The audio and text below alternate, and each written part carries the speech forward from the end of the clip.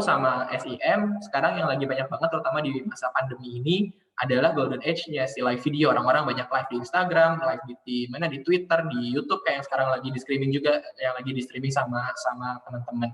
Nah, apa aja sih yang pengen dikejar gitu dari si live ini? Sebenarnya kita bisa bikin connection yang lebih intim ya sama si uh, audiensnya kita gitu. Kalau mereka ada yang nanya langsung kita bisa langsung jawab karena langsung muncul di layarnya kita.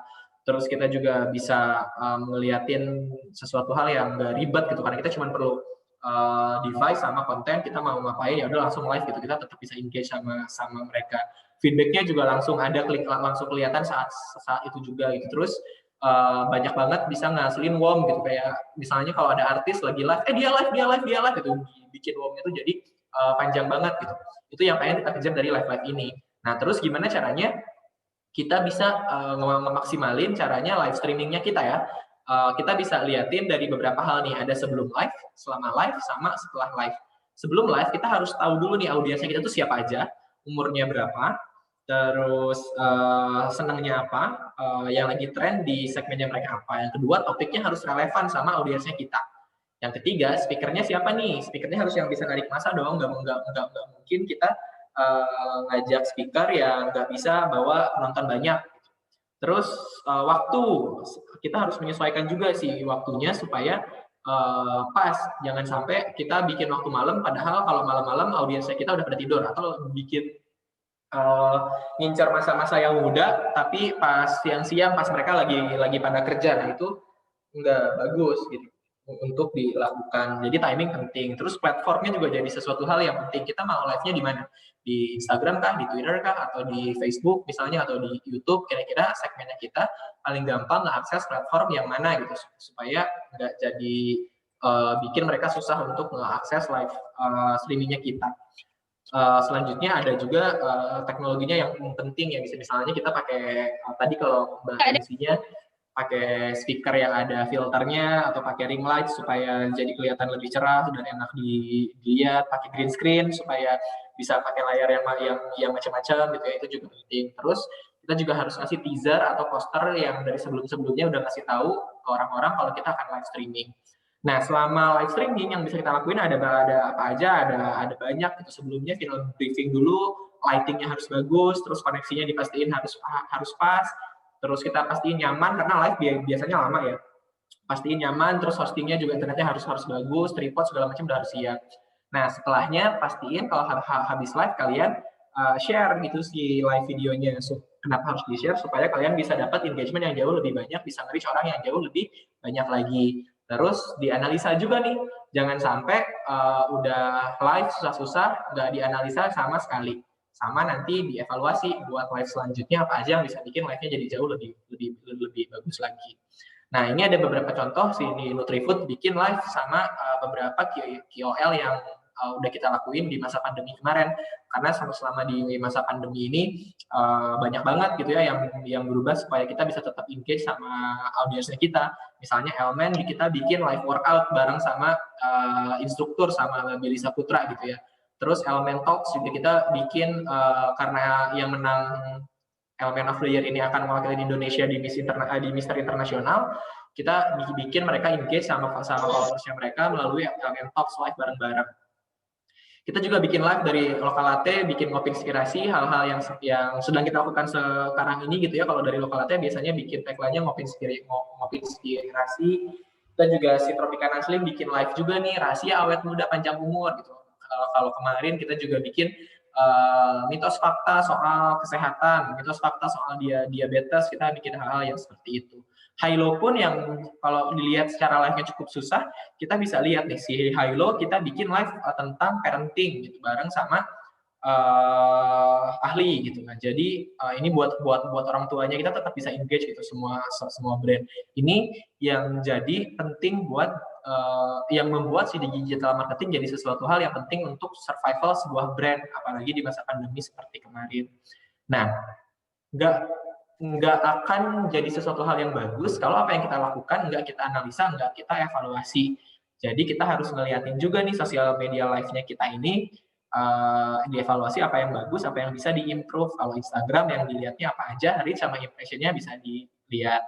Terus dari teasernya berapa yang lihat, terus review-nya berapa orang, terus total view setelah di post setelah 3 hari jadi berapa orang, terus IGTV view-nya jadi berapa orang gitu. Karena kalau di IGTV orang lihat beberapa kali itu dihitungnya tetap satu gitu kalau cuma dari satu akun.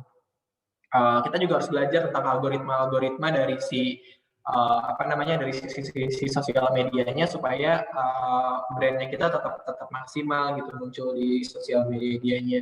Dari Facebook juga bisa dilihatnya hampir sama kayak yang tadi, ada unique viewers, kira-kira reach-nya berapa gitu, berapa jumlah jumlah kira-kira user yang terpapar sama postingannya kita, terus pick semuanya hari ini yang bagus apa, yang jelek apa, supaya bisa dipertahankan dan diimprove di live kita selanjutnya. Jadi kalau ngomongin soal digital marketing, ini yang dilakukan sama Nutrifood sama brand-brand lain juga kebanyakan sama.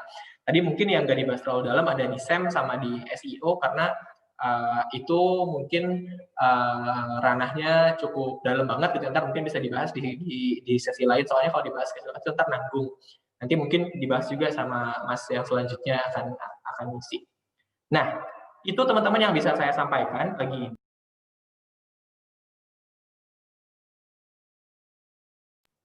Thank you banget untuk kesempatan dan perhatian teman-teman semua. Sekarang mungkin bisa waktunya diskusi, saya balikin lagi ke moderator. Thank you. Selanjutnya, kepada peserta dipersilakan untuk bertanya kepada narasumber.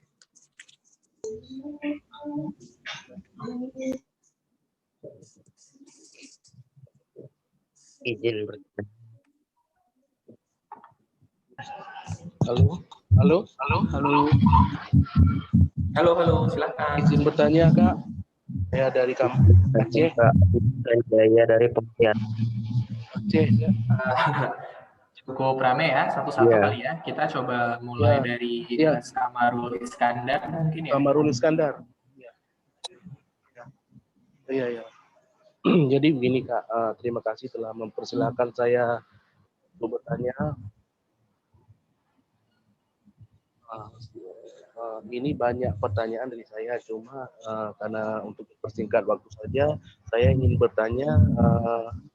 Yang pertama, apa saja yang harus kita lakukan sebelum menentukan tipe strategi pemasaran online terbaik bagi kita, dan bagaimana cara mendapatkan informasi analitik media sosial untuk sebuah digital marketing, Kak.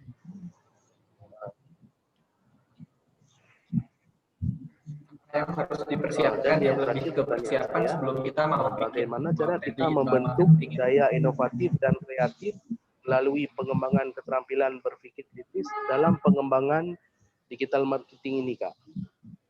Itu saja pertanyaan saya, Kak. Oke, thank you Mas pertanyaannya Mas Iskandar. Tadi ada pertanyaan lagi dari Mas Bayu ya. Oh ya, terima kasih Bang. Assalamualaikum dan salam sejahtera. Saya Ahmad Bayu Aryawan, alumni mahasiswa Fakultas Peternakan Universitas Salu Oleo Kendari, Sulawesi Tenggara. Mohon izin bertanya kepada Abang, apakah metode penelitian pengembangan produk bisa menjadi strategi untuk mempromosikan barang atau produk yang kita gunakan sebelum dilanjutkan kepada digital marketing. Syukron wa jazakallah khair. Oke, thank you. Banyak banget yang udah angkat tangan. Saya coba satu pertanyaan dulu. Tadi ada Mas yang dari Pontianak. Tadi siapa ya? Oh iya. Rio Sanjaya. Ya, saya ingin bertanya, jika seseorang punya kemauan strategi digital marketing, tetapi tidak memiliki kapabilitas tentang digital marketing, lalu apa yang bisa dilakukan? Kedua, apakah tips bagi orang yang masih ragu untuk mau memulai menjalankan strategi digital marketing baik secara mandiri, tim atau outscore? Terima kasih, Bang. Mas Rio, pertanyaan pertamanya boleh diulang? Pertanyaan pertama, Iya, tadi yang pertama nggak kecatat, sorry. jika seseorang memiliki kemampuan dalam memulai strategi digital marketing, tetapi tidak memiliki kapabilitas tentang digital marketing, lalu apa saja yang dapat dilakukan? Oke, saya coba jawab 3 pertanyaan dulu ya. Maksudnya jawab dari 3 orang pertama untuk penanyanya. Yang pertama, tadi dari Mas Iskandar, persiapan sebelum buat konten digital marketing apa aja yang bisa dilakukan. Tadi sebenarnya udah ada di pembicaraan yang saya paparkan. Yang pertama pasti kita harus tahu dulu audiensnya kita ini siapa aja yang ingin kita targetin. Karena kalau ngomongin digital marketing, yang ingin kita dapatkan adalah ketajaman dari sisi naikin awareness gitu ya, ketajaman terhadap target yang ingin kita capai. Nah, jadi kita harus tahu dulu nih si audiensnya siapa, supaya kita bisa tahu konten yang buat audiens kita ini jalannya seperti apa. Yang kedua, setelah kita tahu audiensnya siapa, kita juga harus tahu nih platform apa yang mau kita pakai. Misalnya kalau kita mau buat iklan gitu ya, buat iklan tentang sebuah brand, terus kita juga udah tahu si audiensnya adalah perempuan muda, usianya antara 19 sampai 34 tahun. Biasanya kita akan langsung buat iklannya di sosial medianya ada di mana. Misalnya kalau di sosmed kita pakainya di Instagram, terus kalau di YouTube kita pasang iklannya di konten-konten yang tentang perempuan kayak gitu. Kita harus tahu platform mana yang paling digunakan sama target marketnya kita. Yang ketiga, kita harus siapin juga pesan yang ingin disampaikan itu apa aja. Pesan itu nggak bisa terlalu panjang, nggak bisa terlalu pendek supaya nggak bikin durasinya terlalu lama. Jadi kita harus pastiin pesan-pesan apa atau brand message yang ingin disampaikan. Gitu. Terus tadi gimana caranya ngedrive inovasi dan kreativitas supaya bisa macam-macam si konten digital marketingnya ya. Sebenarnya kalau ngomongin inovasi sama kreativitas itu yang paling penting adalah paparan. Gimana caranya kita bisa punya referensi yang banyak tentang konten digital marketing. Salah satu caranya kita bisa pertama lihat konten-konten dari brand lain yang bisa kita lihat sebenarnya kalau brand yang serupa jalanin kontennya seperti apa aja.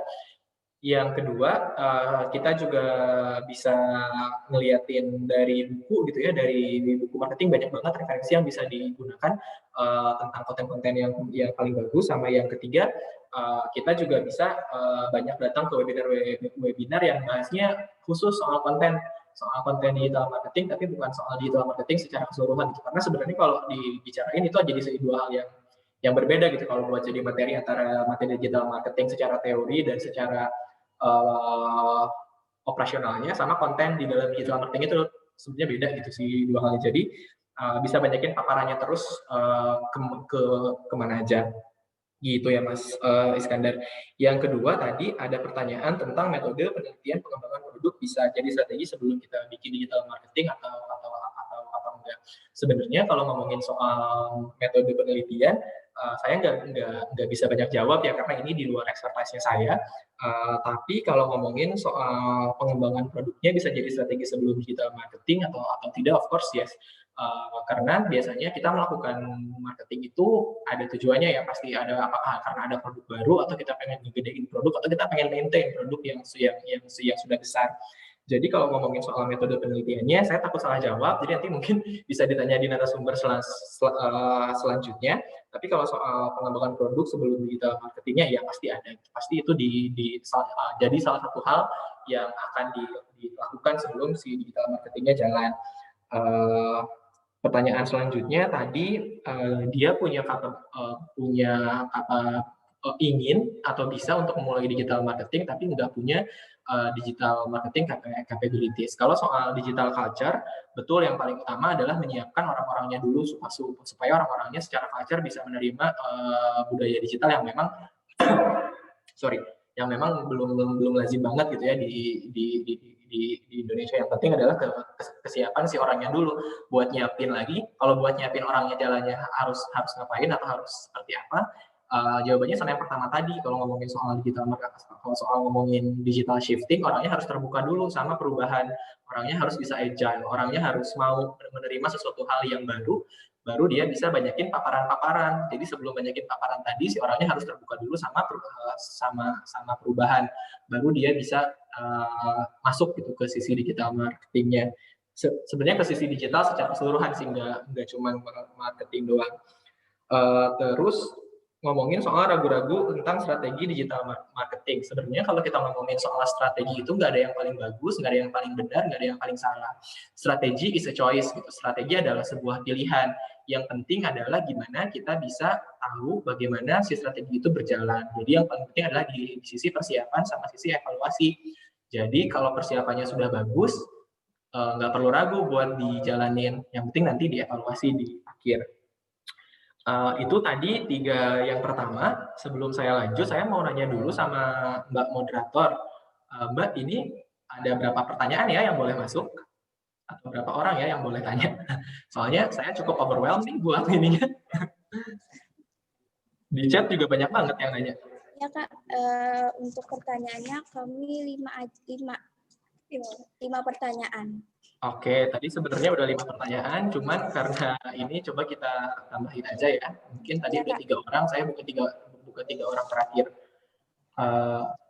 Ini yang muncul di layar saya aja kali ya. Nanti kalau ada yang mau nanya bisa email ke saya atau nanti materinya juga bisa saya kasih sih beberapa atau bisa kontak saya. Di layar saya yang muncul ada Mas Erlangga Eskom, terus ada Ibu Salmi, sama ada Mbak Rahmawati ya. Boleh dari Mas Erlangga dulu. Ya, Assalamualaikum warahmatullahi wabarakatuh. Waalaikumsalam.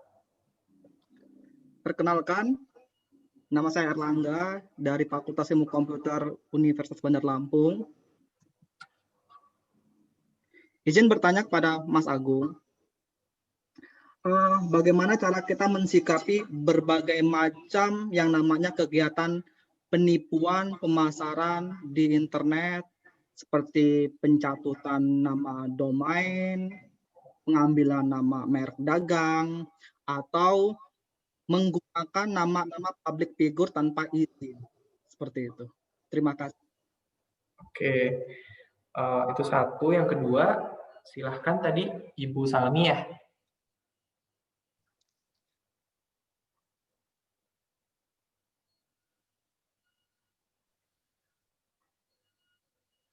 Halo.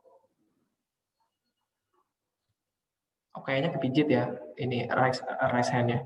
Mungkin bisa langsung ke Mbak Rahmawati Ananda.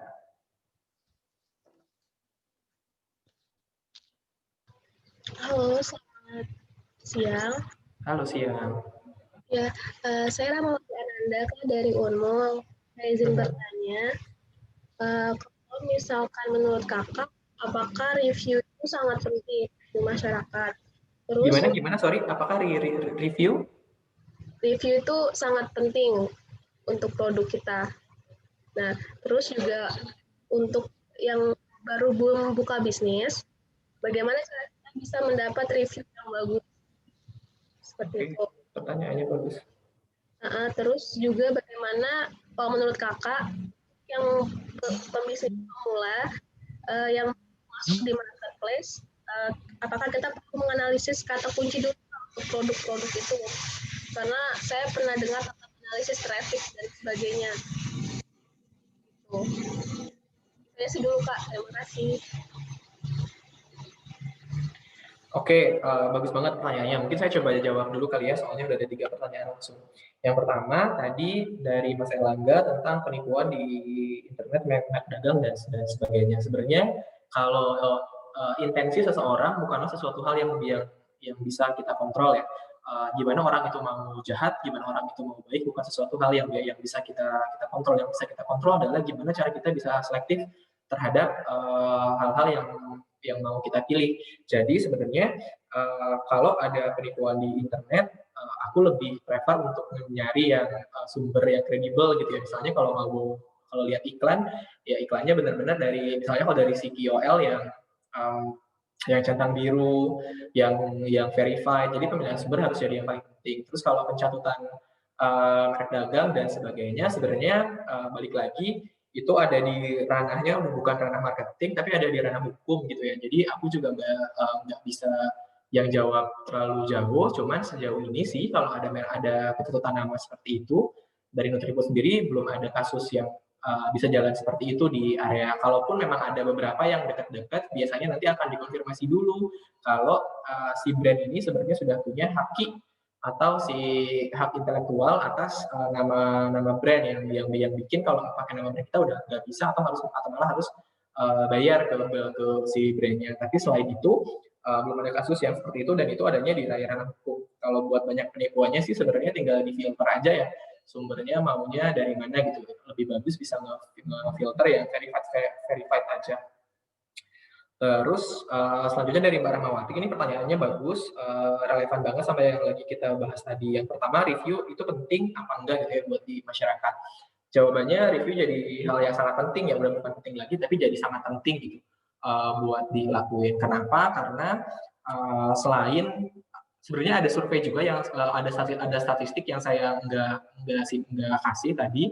Salah satu hal yang ngedrive atau yang mendorong orang untuk melakukan pembelian atau untuk mempertimbangkan untuk membeli adalah review dari si produk itu sendiri gitu. Jadi kalau teman-teman punya online shop atau teman-teman punya usaha jualan online yang bisa di-review atau tempatnya ada di Google Play gitu ya, pastiin si reviewnya harus selalu bagus gitu. Karena itu bisa jadi salah satu hal yang jadi reference untuk produknya teman-teman. Yang di-review tuh bukan cuma review secara kualitatif dari si orang yang udah pernah pakai atau udah pernah menggunakan produknya kita, tapi review secara digital juga penting yang tadi dilakuin. Misalnya Mbak Rahmawati punya bisnis, terus udah bayar gitu ya di si Instagram Ads atau di Facebook Ads, itu harus dilihat efektivitas sama konversinya berapa, reach-nya ke berapa orang, sesuai nggak sama biaya yang dikeluarkan. Terus kalau pakai call juga sama, postingan sama si call itu sama si influencer itu reach-nya ke berapa orang, supaya nanti ke depan bisa dilihat tuh Mbak Rahmawati apakah akan menggunakan call yang sama atau platform yang sama atau emang harus pindah. Kalau kemarin kan kita lihat ya, si Instagram Ads sama si Facebook Ads itu punya fiturnya masing-masing gitu. Si Instagram tuh lebih banyak reach, tapi kalau ngomongin soal konversi yang ke actions buat beli, buat purchase, itu banyaknya justru ada di Facebook. Nah, jadi teman-teman bisa langsung review tuh setiap teman-teman sudah menggunakan satu platform untuk iklan, kira-kira harus dilihat hasilnya seperti apa, terutama ke penjualan sama ke paparan awareness. Dia ngapain Pokoknya teman-teman. pagi, Terus perkenalkan. Buka bisnis, terus gimana bisa punya review yang bagus. Sebenarnya kalau buka bisnis kecil, review yang bagus tuh bisa memanfaatkan circle paling kecil dulu. Memanfaatkan circle paling kecil, misalnya ada punya teman kuliah, punya teman sekolah, punya teman SMA, bisa jadi diajak, kalau bisnis makanan diajak datang, diajak di treat satu kali atau dua kali supaya mau ngasih review yang bagus di online shopnya. Tapi kalau mau ngejarin review yang bagus yang lain, kalau misalnya bisnisnya berada besar, bisa menggunakan metode yang tadi bisa endorse ke influencer, atau memang kalau bisnisnya masih belum jalan banget-bangetan, servisnya yang dibuat sangat bagus dulu. Karena kalau salah satu hal yang ngedrive si konsumen untuk bisa ngasih review yang bagus adalah yang pertama servisnya bagus, yang kedua punya personal connection sama si brand atau sama si penjual. Jadi kamu bisa langsung reach out ke konsumennya kamu, nanya apakah servis kamu sudah baik atau belum. Kalau servisnya sudah baik, bisa minta dengan sopan untuk minta konsumennya buat kasih review. Even di brand besar pun masih kita lakukan seperti itu kok. Misalnya kayak Nutrisari, kayak Tropicana Slim, kita masih lakukan itu ke konsumennya kita reach ke konsumennya, misalnya kita kontak via WhatsApp atau kita telepon untuk nanyain kepuasan konsumen terhadap produknya kita. Terus buat bisnis yang pemula perlu analisis kata kunci atau enggak. Sebenarnya kalau ngomongin soal analisis keyword, kita akan ngomongin soal yang tadi ya, ada bid management, ada ngomongin soal mau yang paid atau yang enggak gitu. Sebenarnya kalau secara analisis kata kunci tetap perlu dilihatin juga gitu. Nggak mungkin Mbak Rahmawati misalnya usahanya jualan hijab, tapi si kata kunci buat nyari produknya atau di postingannya itu di set ke attire olahraga gitu. Jadi hal-hal yang kayak gitu juga jadi satu hal yang penting. Tapi mungkin kalau ngomongin soal kata kunci baru akan muncul ketika bisnisnya udah lumayan jalan lama dan secara traffic udah mulai banyak saingannya gitu ya. Karena sebenarnya kalau di online kalau di platform online gitu ya, di marketplace, yang paling penting itu tahu algoritmanya dulu, Mbak. Jadi kalau udah tahu si algoritmanya Shopee, algoritmanya Instagram gitu ya, tahu gitu biar muncul pertama keywordnya apa aja. Yang paling penting ke sana dulu sih. Kalau soal yang tadi. Ini sudah ada 6 orang yang bertanya. Mungkin misalnya saya coba lihat dari kolom chat, tadi banyak banget yang ada di kolom chat. Mau bertanya. Iya, boleh Ibu, silakan.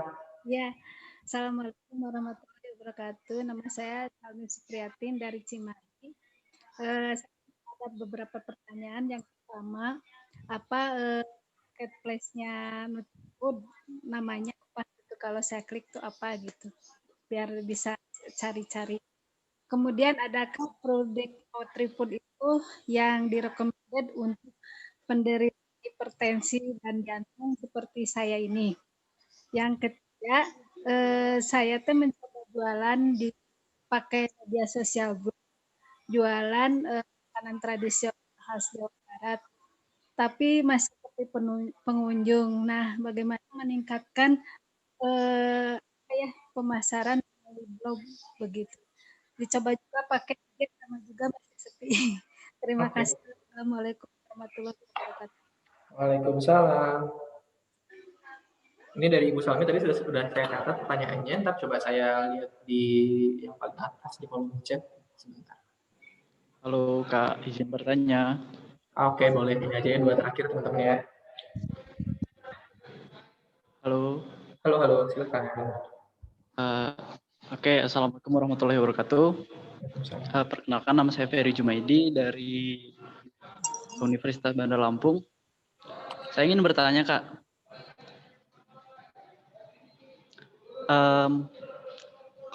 kita sebagai pelaku usaha nih, terutama pelaku usaha pemula. Nah, problem si pemula ini adalah di dana untuk beriklan atau mengendorse si influencer. Nah, untuk memaksimalkan iklan ini, menurut Kakak lebih maksimal mana antara mengendorse influencer atau beriklan di media sosial, sedangkan dana untuk beriklan sendiri minim. Mungkin itu saja, sekian. Terima kasih Kak. Oke, thank you. Ada yang terakhir mungkin ya? Ya Kak, bertanya. Ya boleh, Mbak Tri Dila. Ya, baik. Sebelumnya terima kasih kepada Kakak yang telah memberikan saya kesempatan untuk bertanya. Pertanyaan saya ada 2. Yang pertama, bagaimana menciptakan peluang inovasi baru melalui digital marketing dalam usaha kita di tengah kondisi resesi atau inflasi tinggi, seperti di tengah krisis ekonomi saat ini. Apakah ada strategi khusus bagi UMKM, khususnya wirausaha pemula yang mayoritasnya masih muda ini, agar usaha bisa tetap survive dan masih mendapatkan laba dengan tanpa mengecewakan pelanggan? Itu saja Kak, terima kasih. Oke, saya coba jawab satu-satu ya. Tadi ada beberapa pertanyaan. Saya coba jawab dari yang paling belakang dulu. Tadi ada dari Mbak Tri, strategi UMKM di masa pandemi sama strategi digital marketing supaya tetap laba, terus supaya tetap bisa survive di masa pandemi gitu ya Mbak ya. Tadi ada putus-putus soalnya pertanyaannya. Halo. Oke, saya coba jawab dulu aja ya. Sebenarnya kalau ngomongin di masa pandemi ini, yang paling penting adalah kita bisa ambidextrous namanya. Kita bisa ngeliatin sebenarnya potensi bisnisnya kita yang lagi kita punya itu apa.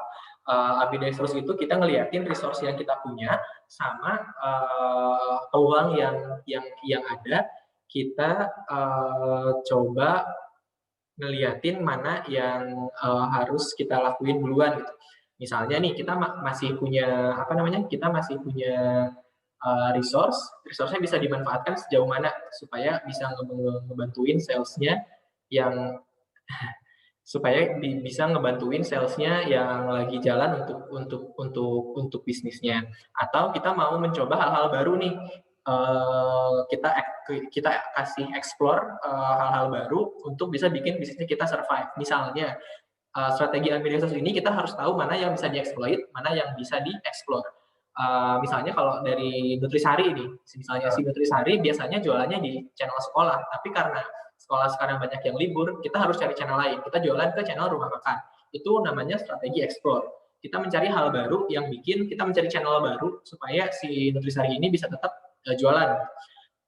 Atau kita kasih project baru gitu, yang biasanya Nutrisari itu nggak kita bikin apa-apa, sekarang masuknya ke coffee shop jadi dalgona. Itu adalah strategi exploit, gimana caranya kita masih bisa memaksimalkan. Biasanya Nutrisari dijualnya di channel tradisional pasar, sekarang masuk di supermarket juga. Nah, itu namanya channel exploit. Nah, kita harus bisa ngeliatin gimana bisnis kita itu punya sisi yang bisa dieksplor sama sisi yang bisa di-exploit gitu ya, Mbak Tri. Supaya tetap profit, sebenarnya selain itu kita juga kalau secara digital marketing kita bisa memanfaatkan yang pertama sosmed yang kita punya dulu ya. Kita manfaatin sosmed yang kita punya dulu, liatin secara konten si audiens kita tuh jalannya ke kemana aja. Baru kita bikin konten-konten yang sesuai sama apa yang dipengenin sama followersnya kita, supaya mereka bisa ada intention untuk beli. Selanjutnya ke pertanyaan dari Masnya tadi, pelaku usaha pemula dananya jadi problem nih, katanya mendingan ke endorse call atau pakai iklan yang di sosmed gitu ya, Instagram Ads, Facebook Ads atau YouTube Ads. Sebenarnya kita bisa ngelihat dari dua sisi, Mas. Tadi yang udah dibilang, kalau mau mau pakai endorse, pakai call gitu ya, pakai opinion leader, pakai selebgram lah ya, pakai influencer, kita lihat sebenarnya kita akan dapat banyak apa enggak dari sana. Yang dikejarnya juga mau apa. Biasanya kalau kita pakai iklan gitu ya, kalau pakai iklan di influencer, kalau yang mikro itu biasanya konversinya masih ada, tapi memang nggak langsung ya ngedrive ke sales, yang nggak ngedrive ke sales result. Jadi kalau iklan-iklan pakai influencer tuh biasanya lebih ke yang buat naikin si awareness-nya dulu nih, gitu. Buat naikin si jangkauan brand kita terhadap konsumen. Tapi kalau di Instagram Ads sama di Facebook Ads mungkin udah bisa ngeliatin dari segi conversion.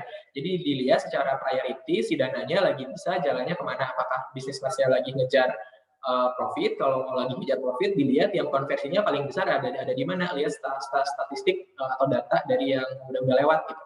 Kalau lagi ngejar awareness, yang pasti lebih baik di influencer karena langsung targeted dan jelas mau kemana gitu. Nah, jadi jawabannya buat yang tadi dilihat dulu nih priority-nya sekarang lagi ke arah mana. So, ada pertanyaan terakhir dari Ibu Salmi, katanya dari Cimahi ya Bu, saya juga sama dari Cimahi, saya juga asli Bandung. Yang pertama, marketplace-nya Nutrifood itu apa? Oke, kalau marketplace-nya Nutrifood itu kita punya namanya nutrimart.co.id.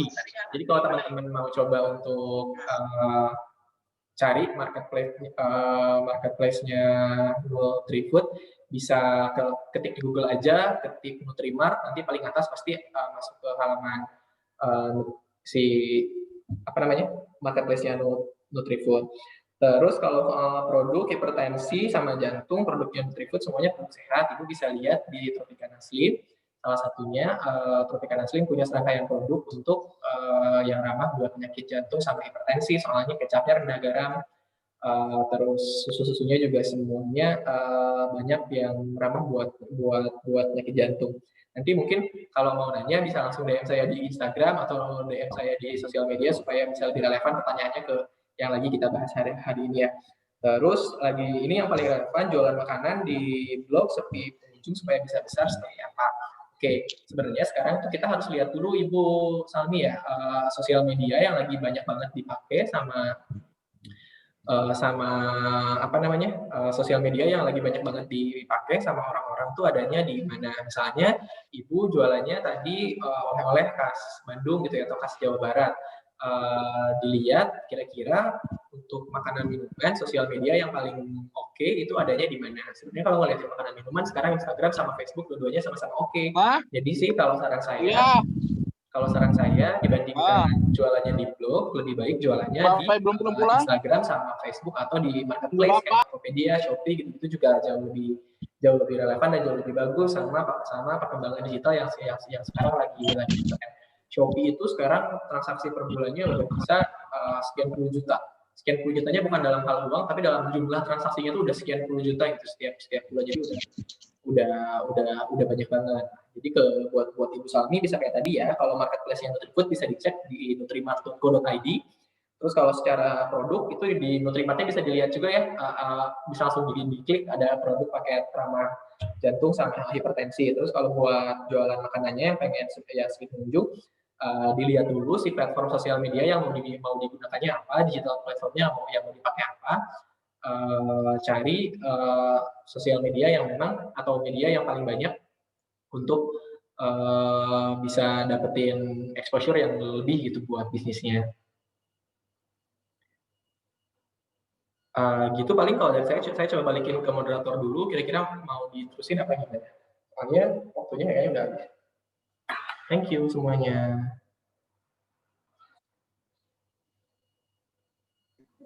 Oke Kak, kita kasih pertanyaan lagi untuk satu orang atas nama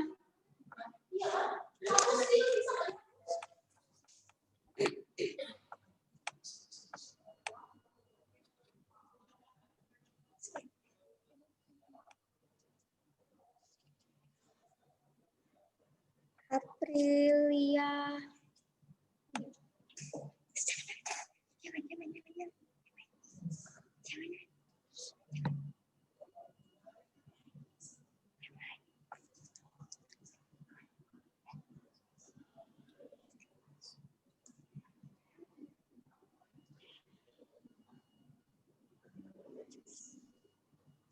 Sudah ada pertanyaannya, Mbak Dila? Halo Kak. Biar bisa langsung dijawab, soalnya kebetulan saya ada agenda lain setelah jam 12 ini. Ini Kak, untuk pertanyaan Muhammad Irfan Ar-Rahman dari Universitas Timik Widya Cipta Dharma Samarinda mau bertanya, gimana sih Kak teknik marketing yang baik agar konsumen dan pelanggan kita lebih tertarik terhadap produk kita, terutama di platform Instagram. Terima kasih Kak. Oke, saya langsung jawab ya. Thank you untuk pertanyaannya.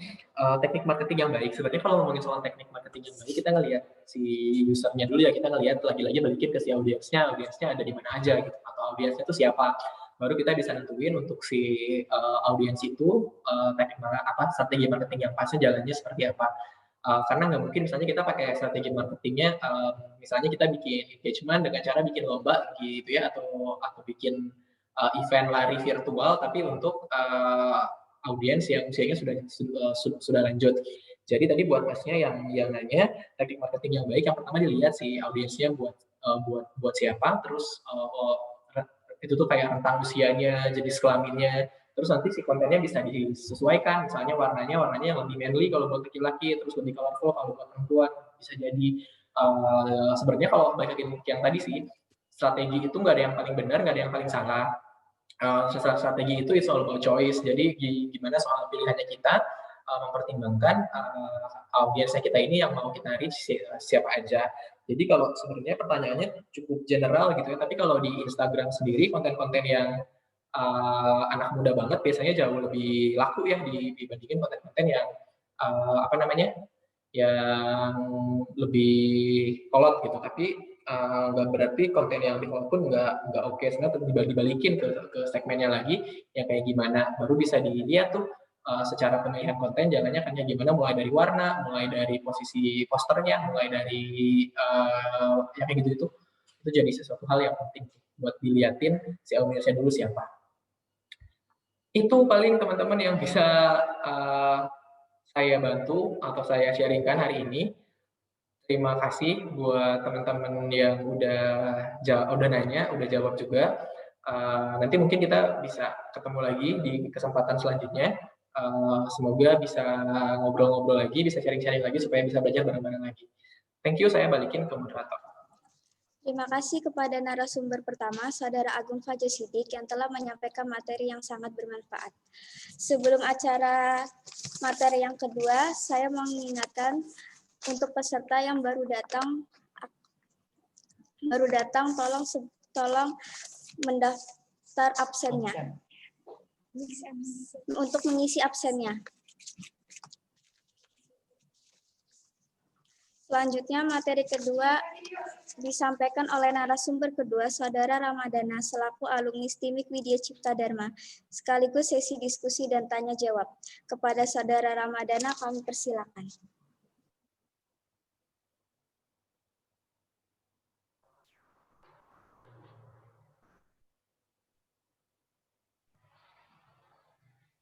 Oke, sudah connect belum ya?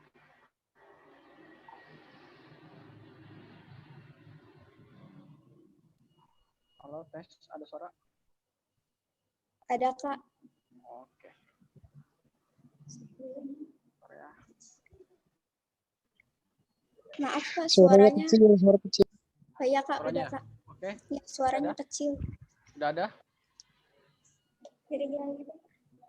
Halo, cek, sudah ada? Ada, Kak. Oke, bismillahirrahmanirrahim. Assalamualaikum warahmatullahi wabarakatuh. Waalaikumsalam warahmatullahi wabarakatuh. Oke, yang saya hormati dosen sekaligus Ketua STIM Wicida, Bapak Nur Sobah. Yang saya hormati Ibu Heni selaku Ketua Himapro MI dan teman-teman seperjuangan Himapro MI serta para yang berbahagia. Saya ucapkan terima kasih kepada teman-teman panitia atas waktu dan kesempatannya yang sudah mau bergabung pada kesempatan yang berbahagia ini. Kali ini saya mau nyampein sedikit tentang pengalaman-pengalaman dan juga beberapa hal yang saya pelajari selama di manajemen informatika, terutama dalam hal internet. Oke, izinkan saya mau share data yang mau saya tampilin. Oke. Udah 6.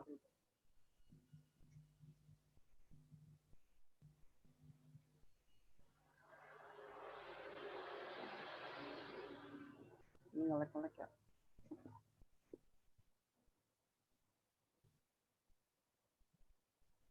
Halo.